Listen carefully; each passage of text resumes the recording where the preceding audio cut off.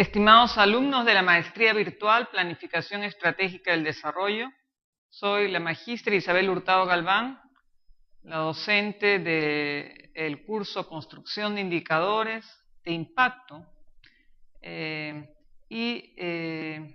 quiero introducir ahora el tema de la tercera unidad lectiva del curso, que tiene que ver con la construcción de indicadores de la gestión por resultados. Cómo construir estas señales de cambio, ¿no? Estas señales de alerta, que son los indicadores en los programas de gestión de resultados, programas de gestión del presupuesto por resultados, ¿sí? Entonces, esta es una de las reformas más importantes de los ministerios de Economía y Finanzas en todos los países de América Latina en los últimos tiempos. Y vamos a echar una mirada a esta metodología. Entonces, presentamos los objetivos de la unidad, que tiene que ver primero con contar con una aproximación conceptual en torno a las estrategias nacionales de lucha contra la pobreza, porque eso nos va a ayudar a medir los indicadores que están detrás de estos 5 grandes programas de lucha contra la pobreza que se dieron en el último gobierno. Después tenemos un objetivo de diferenciar los tipos de indicadores requeridos en el diseño de programas basados en la gestión por resultados. Y por último, identificar y caracterizar procesos que contribuyen a generar o mantener los niveles de pobreza. Ahora bien, los contenidos de la unidad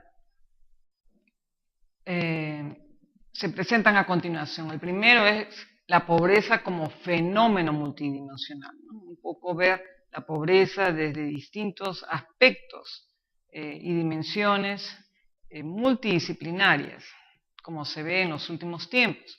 Después el concepto de seguridad alimentaria como una aproximación al tema de la pobreza, que nos va a abrir en términos de lecciones aprendidas a lo largo de muchas intervenciones públicas en tema del desarrollo rural, ¿no?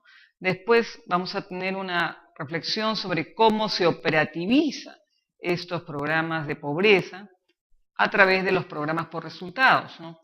Como según se ha venido haciendo en los programas estratégicos llamados así en el gobierno anterior. Y después la identificación de los proyectos como cadenas de resultados, ¿no? Digamos, cómo reflejar la metodología de marco lógico en términos de una cadena de resultados, ¿no? Y por último, unas técnicas de selección de los indicadores, ¿no? En base a justamente, como ejemplo, varios programas por resultados que vamos a seleccionar. Esa es toda la unidad. Entonces, de manera introductoria, quisiera tratar algunos puntos que tienen que ver con el tema de la pobreza, ¿no? ¿Qué es la pobreza y cómo vencerla? Bueno, solo recordar algo que hemos discutido ya en las clases anteriores, que la pobreza siempre se ha considerado como una carencia de activos, ¿no? De una serie de activos, activos productivos, activos de servicios en la vivienda. Entonces, esto siempre se materializaba en programas de intervención que conducían a incrementar la oferta productiva, incrementar la oferta de servicios, incrementar la oferta de servicios básicos en la vivienda. Pero entonces hay un hito en los programas grandes de intervenciones de desarrollo que se da cuando el Banco Mundial comienza a hacer una investigación de gran alcance a lo largo de todo el globo terrestre, y en diversos países se levantaron muchas encuestas a los mismos pobres, ¿no? La población pobre, para que nos cuenten cómo ellos veían su situación de pobreza. Y en el año 98 se publican esta serie de trabajos que se llama La voz de los pobres, y es la primera vez que en realidad se comienza a analizar el tema de la pobreza desde la visión de las mismas poblaciones que lo están padeciendo. Entonces ellos por primera vez pueden decir que ellos no tienen voz, no tienen acceso a la administración de justicia, no tienen una serie de acceso a servicios, ni son tomados en cuenta ni en ningún programa social muchas veces, son totalmente excluidos. Entonces se comienza a hablar el tema de la exclusión, el tema que se ve desde una serie de disciplinas y dimensiones de la pobreza en las que nunca se habían tomado en cuenta anteriormente. Entonces, por eso, no solo el Banco Mundial, sino bueno, una serie de organizaciones internacionales comienzan a trabajar intervenciones que tengan que ver con este tipo multidisciplinario, multidimensional de enfoque. Entonces comienzan a trabajar el tema de la interculturalidad, tema de programas de justicia que favorezcan la inclusión de poblaciones vulnerables, ¿no? Comienzan a trabajar el tema de la vulnerabilidad, se comienza a trabajar también el tema de la discapacidad o de las personas que no cuentan con alguna capacidad. En fin, el tema se vuelve, recibe un tratamiento multidimensional y se acoge a un cambio de paradigma, ¿no? En el tema de intervenciones públicas, ¿no? Y se comienza a hablar del desarrollo de capacidades. En realidad no se comienza a hablar a partir del 98, pero digamos que el final de esa década ya como que se llega a un consenso con esta buena base de información, de lecciones aprendidas en base a tantas intervenciones anteriores, y entonces se logra llegar a un consenso, bueno, que es lo que da pie después a los objetivos del milenio, ¿no? Que ya venían desarrollándose en debates en esa época, ¿no? Ahora quiero traer el tema de la seguridad alimentaria porque este concepto también es un tema que ha ido cambiando en las últimas décadas y es importante tenerlo en cuenta porque esto nos va a servir para después comenzar a trabajar los indicadores de estos programas estratégicos de desarrollo. Entonces, el concepto de seguridad alimentaria, concepto surge en la época de la posguerra, ¿no? Estamos en este momento en 1945, acaban de ser las dos guerras, las dos bombas nucleares, y bueno, comienza un proceso de reconstrucción de varios países europeos y varios países, algunos países asiáticos también que intervinieron, en particular Japón, ¿no? Y comienzan a desarrollar este concepto de seguridad alimentaria, porque habían pasado estas poblaciones momentos críticos de hambre, hambrunas, habían pasado muchas enfermedades, estaban en un momento en que comenzaban a proliferar algunos problemas de tuberculosis, porque las condiciones de sanidad eran críticas, entonces era como que había que reconstruir bastante, había que reconstruir sistemas de abastecimiento, sistemas de producción, pero se dieron cuenta que un país no debía pasar un aspecto tan crítico como como es la hambruna. Los países debían ser por lo menos fuertes en la producción de un único cultivo por país.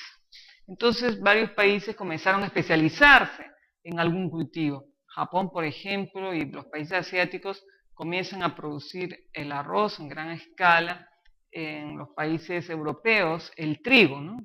Y era como el abastecimiento de manera cada vez más óptima de ese producto como garantía de que podían atravesar cualquier problema de guerra, de desabastecimiento, pero tendrían cómo alimentar a la población en estos momentos de guerra, ¿no? Entonces ahí surge el problema de la seguridad alimentaria, ¿no? Que se convirtió en un paradigma de garantía de que la población podía seguir viviendo en estos problemas de conflictos, en estos problemas de desastre, ¿no? Y entonces se comienza a trabajar el aumento de la oferta de producción. Hay una preocupación particular por la disponibilidad de alimentos. Entonces en ese momento, que son los 60, los años 70, comienzan a llegar estos programas de la FAO, que en el Perú se materializó en comenzar a producir la papa, por ejemplo.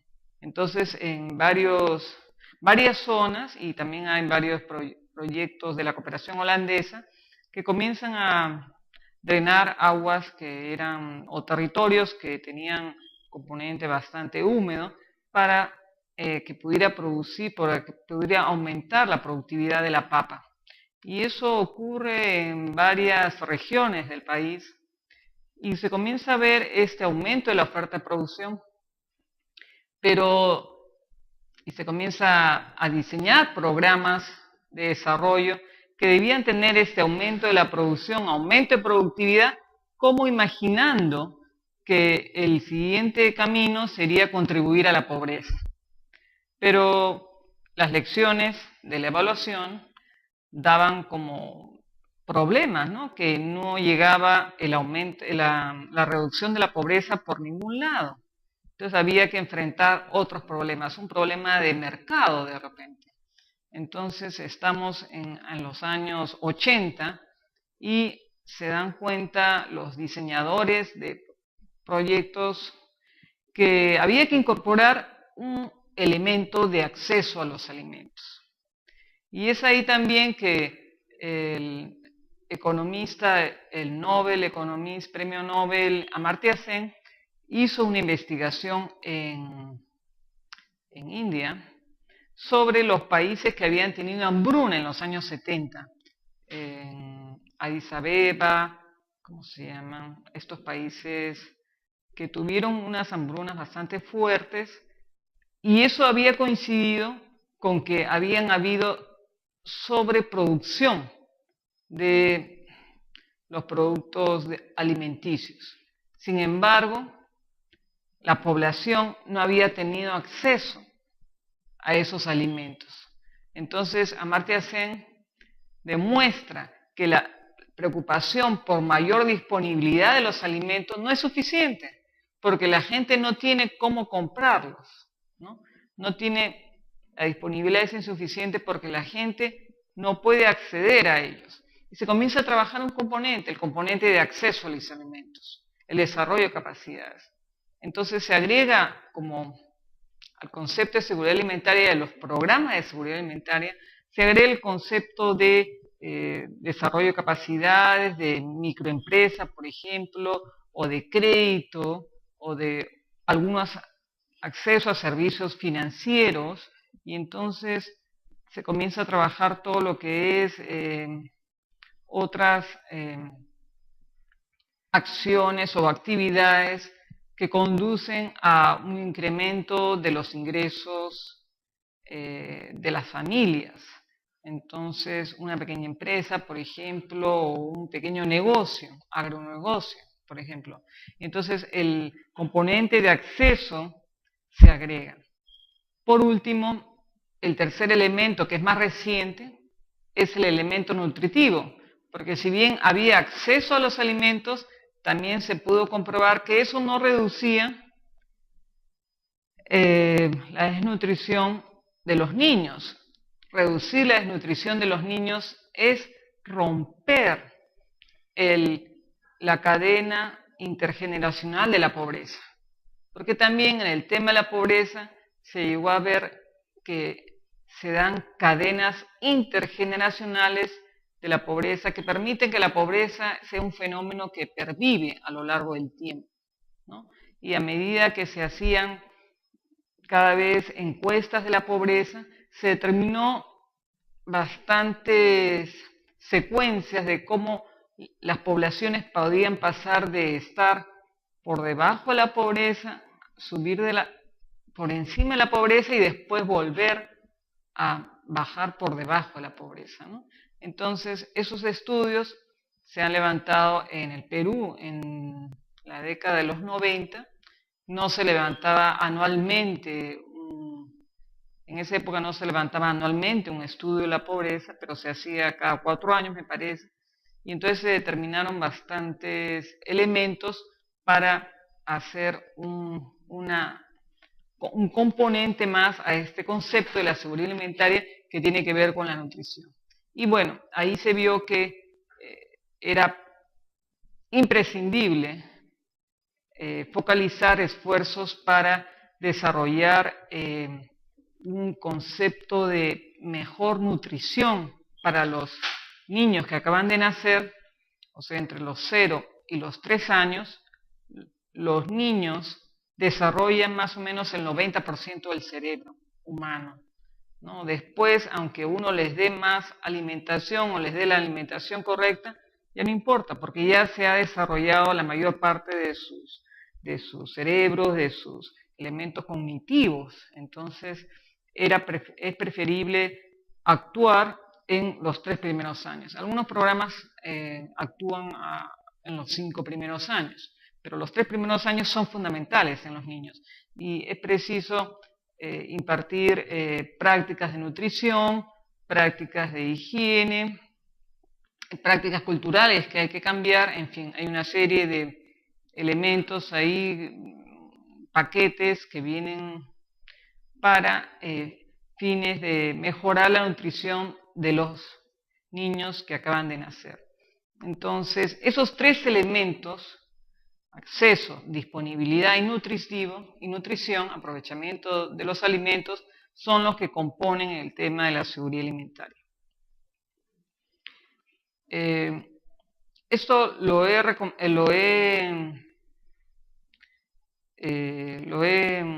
comentado un poco para tenerlo en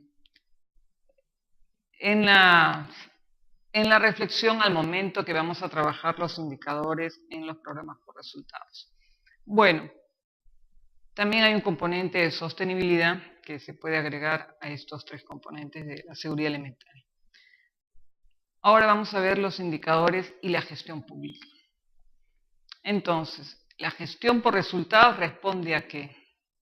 Es un nuevo concepto, es una nueva metodología y también es un nuevo reto, no solamente para el Ministerio de Economía y Finanzas, sino para las unidades ejecutoras de presupuesto en todo el país y en particular en aquellos territorios que tienen un problema de vulnerabilidad de la población bastante fuerte.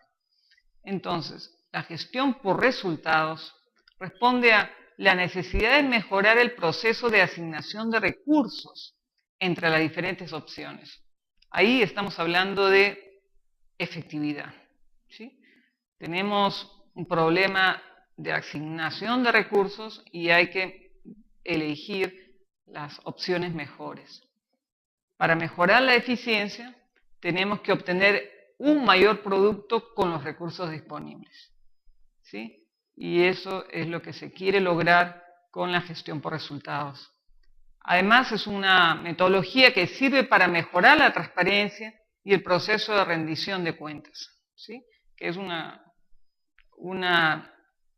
característica básica de cualquier régimen democrático. Por último, la demanda de ciudadanía por servicios efectivos requiere que el Estado se legitime en base a un mejor desempeño público. Y esto es lo que se quiere lograr a través de estos programas por resultados. Los presupuestos por resultados finalmente se pueden decir que un proceso de planificación sin un presupuesto simplemente corresponde a una lista de buenos deseos. Y un plan sin indicadores de desempeño, sea de resultados o de gestión, es un barco sin timón. Bueno, entonces con estos conceptos los dejo para que